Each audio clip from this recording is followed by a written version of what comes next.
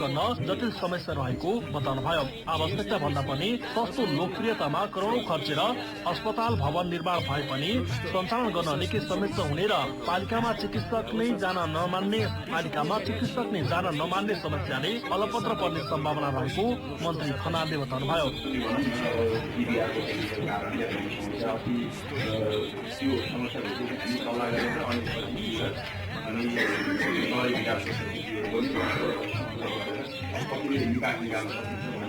पहल गर्नुभएको छ। अब त्यसकोलाई मन्त्रालयबाटै कुनै प्रतिनिधि केन्द्रमा पठाएर गए पनि छिटोभन्दा छिटो टेन्डर गरेर त्यसलाई अगाडि बढाउनुपर्छ काम भन्ने नलागेर त्यसले गर्दाखेरि अब त्यसलाई छिटै निकास पाउँछ यो ठाउँमा। यस्तै अर्घाखाँची अस्पतालका प्रमुख डाक्टर जगन्नाथ तिवारीले अस्पतालमा दरबन्दी अनुसारको डाक्टर नभएकोले समस्या भइरहेको बताउनुभयो। 50 सयको अस्पताल भने पनि सेवा 15 सयबाट दिएको उहाँले बताउनुभयो। सेवाहरू यही भवनमा पनि सेवा दिनलाई त्यति कमी त भएको छैन। उहाँबाट पनि हामीले धेरै यताउति ठाउँहरू जोडेर भए पनि कोठाहरू जोडेर भए पनि छोडेर भए पनि मिलाएर हामी सेवा दिएका छौँ। तैपनि मापदण्ड अनुसारको भवन खरिदमा अझै सहज हुन्छ भन्ने हो। त्यो मान्य मन्त्रीज्यूलाई सचिवलाई सबैलाई थाहा हुनुहुन्छ। उहाँहरू पहल गरिराख्नु भएको छ। अब प्रदेश सरकारबाट सफल गर्ने चाहिँ नियोजित भइसकेको छ। सम्भवतः यसै सालभित्र यो काम कम्प्लिट भएर त्यसपछि काम सुरुवात हुन्छ भन्ने हाम्रो आशा हो। त्यसमा पनि सुन्नमा आएको छ। औषधि खरिद प्रक्रियामा समेत समस्या हुने गरेको बताउनुभयो। सबै औषधि छैन, यो चाहिँ हामीले समस्याको रूपमा छ। तर बिमा भएको कारणले गर्दाखेरि धेरै जस्तो बिरामीहरूको बिमा भएकोले बिमाबाट नै हामीले सबै औषधिहरू त पुर्याउनु त अझै पनि गाह्रो छ। किनभने टेन्डर प्रक्रियामा जाने टेन्डर गर्दाखेरि न्यूनतम मूल्यमा चाहिँ थोरै एकदमै घटेर टेन्डर गर्ने अनि सप्लाई गर्ने लाग्यो त अलिकति हामीले डिमान्ड अनुसार नदिन्छ। अब हामीले माग्नु सकेला म पठाइदिन्छु बस्नु त्यो त्यस्तो चाहिँ भइरहेको छ। टेन्डर हामीले आफूलाई टेन्डर पार्नको लागि गएको मात्रै होइन, सबै ठाउँमा त्यही नै समस्या भइरहेको छ। लुम्बिनी प्रदेश सरकारले चालू आर्थिक वर्षको 8 महिनामा जम्मा 27% मात्रै बजेट खर्च गरेको छ। लुम्बिनी सरकारले फागुन मसान्तसम्म पुँजीगत तर्फ 25.41% र चालुमा 29.81% खर्च गरेको प्रदेश लेखा नियन्त्रक कार्यालयले जनाएको छ। चालू र पुँजीगत गरी जम्मा 27.29% बजेट खर्च गरेको लेखा नियन्त्रक कार्यालय अबुटवलका प्रमुख दीपक गेवालीले बताउनुभयो। लुम्बिनी प्रदेश सरकारले चालू आर्थिक वर्षका लागि 40 अर्ब 47 करोड 97 लाख रुपैयाँ विनियोजन गरेकोमा फागुन मसान्तसम्म 11 अर्ब 4 करोड 50 लाख रुपैयाँ खर्च भएको छ। पुँजीगत तर्फ 5 अर्ब 13 करोड 46 लाख रुपैयाँ र चालुतर्फ 5 अर्ब 91 करोड 4 लाख रुपैयाँ खर्च भएको लेखा नियन्त्रक कार्यालयले जनाएको हो। माघसम्म लुम्बिनी सरकारले चालू आर्थिक वर्षको बजेटको 21% मात्र खर्च गरेकोमा फागुनमा 27% पुगेको हो। लुम्बिनी प्रदेशमा मुख्यमन्त्री कार्यालय सहित 10 मन्त्रालय छन्। प्रदेशको भौतिक पूर्वाधार मन्त्रालयको पुँजीगत तर्फको बजेट 13 अर्ब 31 करोड 60 लाख 20 हजार भएकोमा हालसम्म 23% अर्थात 3 अर्ब 28 करोड 80 लाख रुपैयाँ खर्च गरेको छ। सबैभन्दा कम खर्च मुख्यमन्त्री तथा मन्त्री परिषदको कार्यालयले गरेको छ भने सबैभन्दा धेरै खर्च गृह मन्त्रालयले गरेको छ।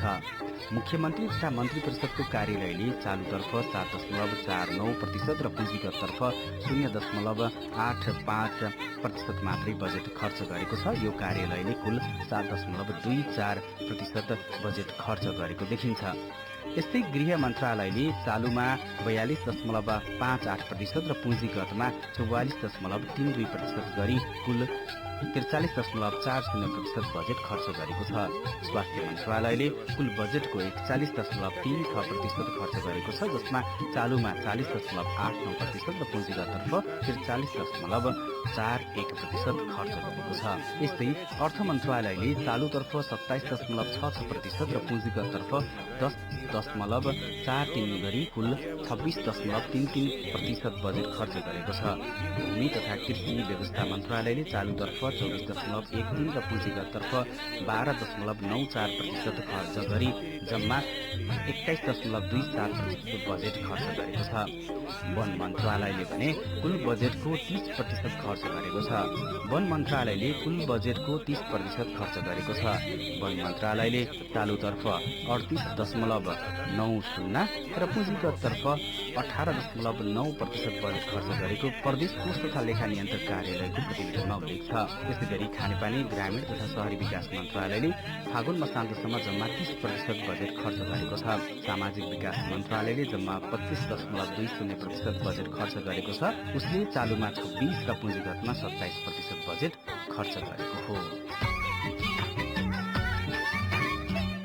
लुम्बिनी प्रदेशका संसदीय समितिहरू अन्तर्गत कृषि, वन तथा वातावरण समितिको आन्तरिक सञ्चालन कार्यविधि 2080 पारित भएको छ।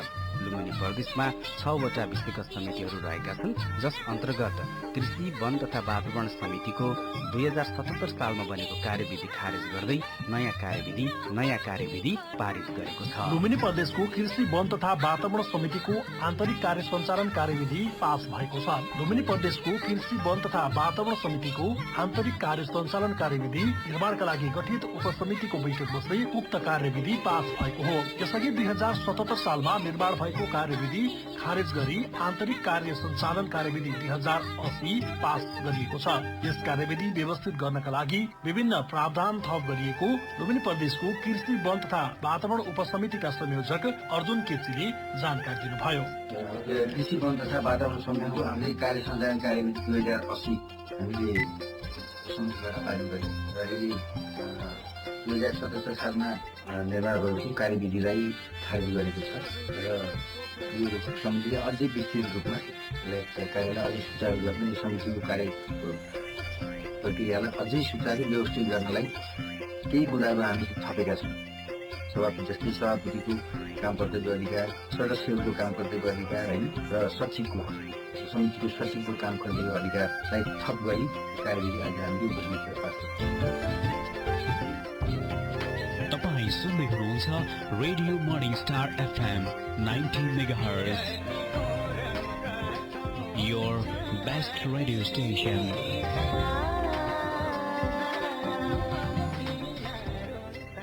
Studio time. Morning Star time check. यति बेला हाम्रो स्टुडियोको घडीमा बिहानको 8 बजेको छ। यस टाइम चेकका प्रायोजक रोकिया रेसिडेन्सियल इंग्लिश स्कुल, सदर लाइन रोड, नेपालगञ्ज 5। वैज्ञानिक शिक्षण पद्धतिमा आधारित संगीत, कला, खेलकुद, आधुनिक शैक्षिक सामग्री र सुविधा सम्पन्न बालमैत्री विद्यालय। मर्निङ स्टार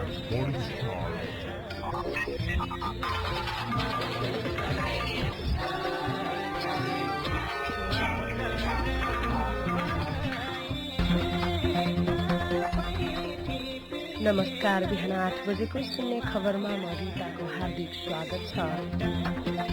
यस वर्षका लागि चैत्र 15 गतेबाट शुरू हुने माध्यमिक शिक्षा परीक्षा एसईमा परीक्षामा बाँकीबाट 9,293 जना विद्यार्थी सहभागी हुने भएका छन्। 9,102 नियमित र 191 जना ग्रेड वृद्धिका लागि परीक्षामा सहभागी हुन लागेका हुन्। 28 सामुदायिक र 6 संस्थागत गरी 34 परीक्षा केन्द्र निर्धारण गरिएको शिक्षा विकास तथा समन्वय इकाइ बाँकेका प्रमुख राम सुरेश यादवले जानकारी दिनुभयो।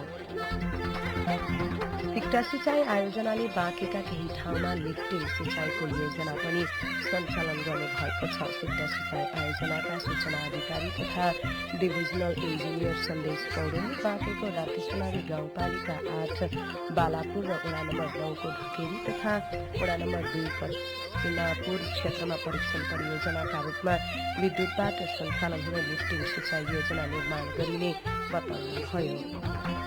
भारतसँग सिमाना जोडिएको बाँकेमा दैनिक जस्तो चोरी तस्करीका घटना हुने गरेको छ। भारतसँग खुला सिमानाका भएका कारण यहाँ दैनिक जस्तो हुने चोरी तस्करीमा संलग्नहरूबाट लाखौं रुपियाँ बराबरको सामान बरामद भइरहेको प्रहरीले जनाएको छ।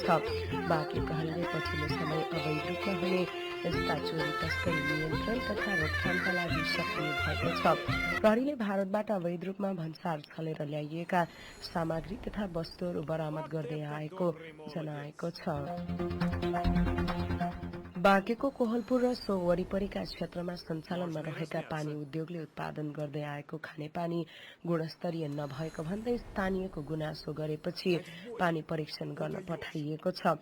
कोहलपुर नगरपालिकाले नगरपालिका भित्रका 6वटा पानी उद्योगको उत्पादित पानीको परीक्षण गर्न नमूना संकलन गरेर खाद्य प्रविधि तथा गुण नियन्त्रण कार्यालय नेपालगञ्जमा गुणस्तर परीक्षणका लागि पठाएको हो। कोहलपुर नगरपालिकाका अधिकृत अग्निप्रसाद आचार्यले स्थानीय उद्योगले उत्पादन गर्ने पानीको गुणस्तर नभएको भनी पटक पटक स्थानीयवासीले गुनासो गरेपछि नगरपालिकाले पानीको नमूना संकलन गरेर परीक्षणका लागि खाद्य प्रविधि तथा गुण नियन्त्रण कार्यालयमा पठाएको बताउनुभयो। जिल्ला प्रहरी कार्यालय बाँकेले होली पर्वमा जबरजस्ती रंग दल्ने र होलीको नाममा कसैलाई दुर्व्यवहार गर्नेलाई कानूनी कार्यवाही गर्ने जनाएको छ। सद्भावको पर्व होलीलाई मर्यादित रूपमा मनाउन सबैसँग आग्रह गर्दै इच्छा विपरीतका कार्य भयो वा गरिएको पाइएमा प्रहरी कानूनी रूपमा प्रस्तुत हुने जिल्ला प्रहरी कार्यालय बाँकेले एक सार्वजनिक सूचना प्रकाशित गरेर सबैलाई जानकारी गराएको छ। जिल्ला प्रहरी कार्यालय बाँकेले प्रकाशित गरेको सूचनामा होलीका नाममा कसैमाथि पनि जबरजस्ती रंग दल्ने, लोला हान्ने वा दुर्व्यवहार गर्ने कार्य भएको पाइएमा प्रहरीले कानून अनुसार कार्यवाही गर्ने।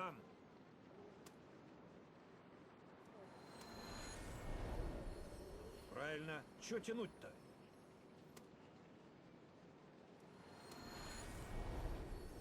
Смело.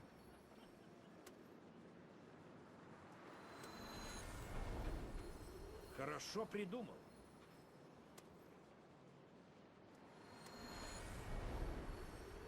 Я б с тобой поехал, но, понимаешь, не хочу.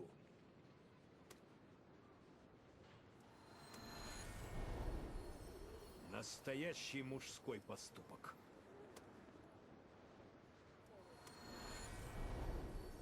Не подведи честь Дедушки Мороза.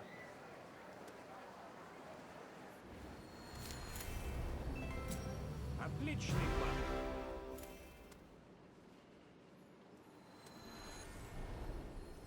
Ага, дуй, я пока Снегурочек покараулю.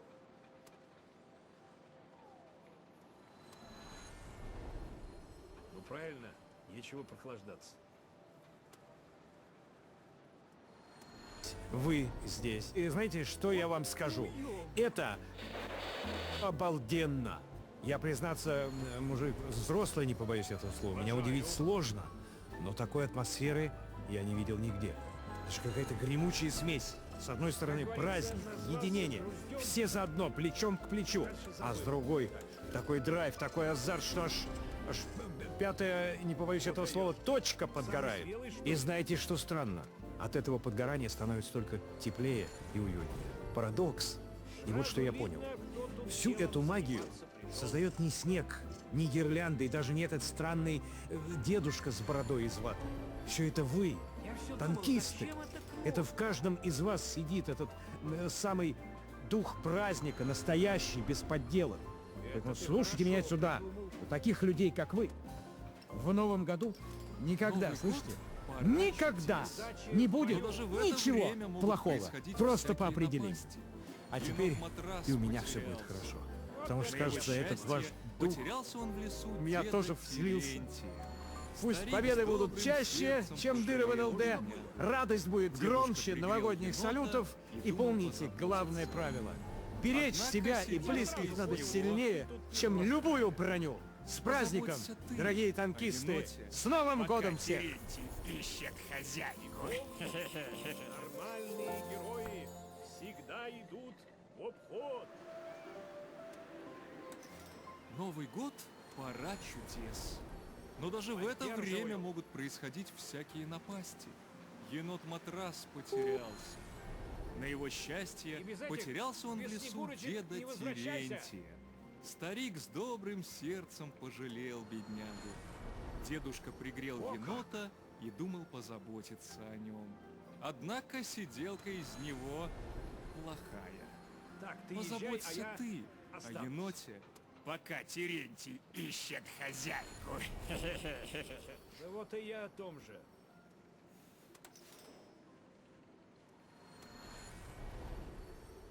Возвращайся, а то мне тут скучно одному.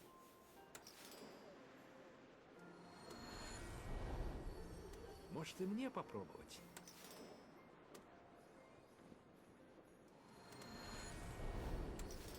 Нормуль, поехали!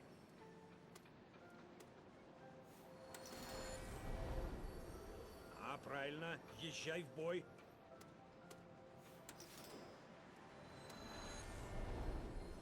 Кости размять, ага.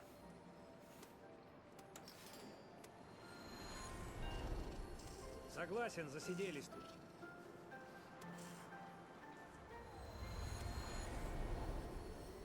Встретишь Лену, привет передавай.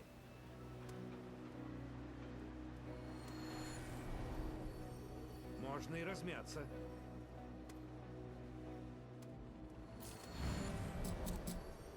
Ага, давай, хоть согреешься.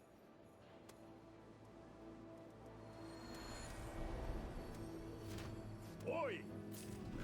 Нормально сказал.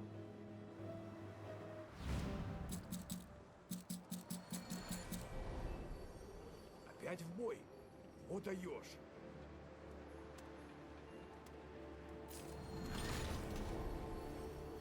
А что, тут еще и в бой можно?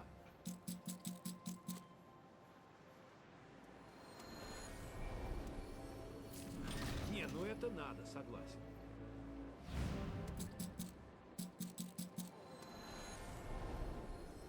Вот это дело.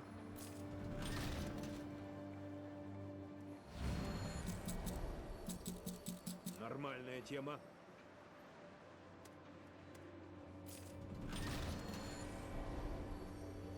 Правильно. Чё тянуть-то?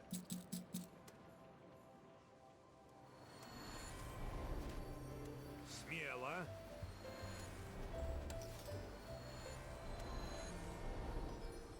Не, ну почему нет?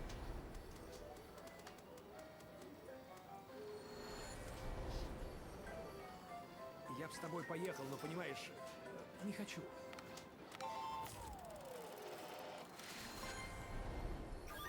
Хорошо придумал.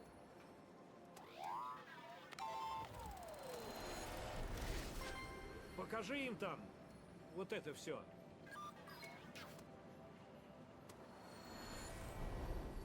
Давай, родной, удачи!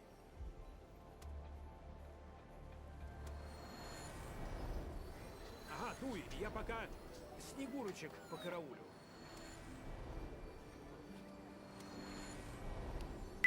Ну, чисто ради Сталь интереса. обретает форму и чистоту линий.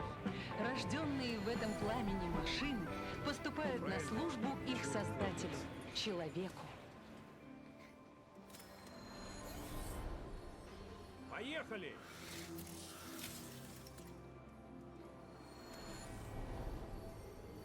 Уважаю.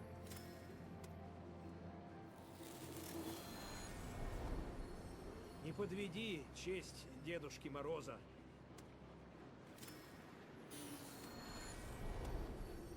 Давай, одна нога здесь, другая там.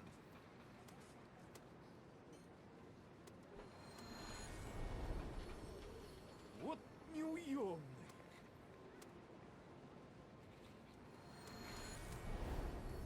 Вот это добрый молодец.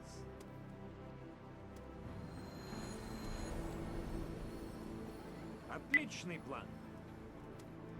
Ну что, соскучились по новым письмам? Я вот соскучился. Настоящий Пишут мне мужской горячие поступок. дальневосточные парни. Те самые, которые на вопрос «ну что за тачкой к японцам?» отвечают коротким Да, я в кивком, этом за которым глупый. следуют Давай столь сам. же короткие сборы. Кстати, это они же, погнавшись за двумя колесниками, ловят 3 и более штук. И, кстати, у них тоже есть кое-какие пожелания. Читаю. Можно ли как-нибудь апнуть все тачки в игре так, чтобы на них было